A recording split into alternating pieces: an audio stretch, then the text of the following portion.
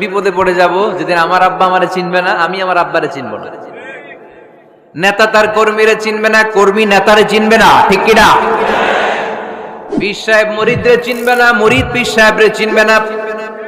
স্বামী তার স্ত্রীরে চিনবে না, স্ত্রী তার স্বামীরে চিনবে না। নবী থেকে শুরু করে, অলি থেকে শুরু করে, শহীদ থেকে শুরু করে সবার মুখে একটাই জিকির, ইয়া নাফসি ইয়া নাফসি ইয়া নাফসি।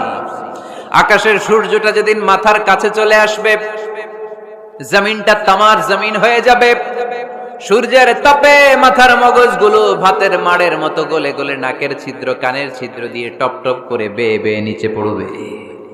ওই কঠিন দিনে কেউ কাউরে চিনবে না। বিষ্ণু বললেন, ওই দোয়াটা আমি দুনিয়ায় করি নাই, আমি বদরের যুদ্ধে মার খেয়েছি, উহুদের যুদ্ধে দাঁত ভেঙেছি, আমি না খেয়ে পেটে পাথর বেঁধেছি। আমি যদি ওই দিন দোয়া করতাম, আল্লাহ দোয়া কবুল করে নিত, জান্নাতি খাবার দিয়ে দিত, আমার মায়ের খাওয়া লাগতো না, তায়েফে আমার রক্ত ঝরত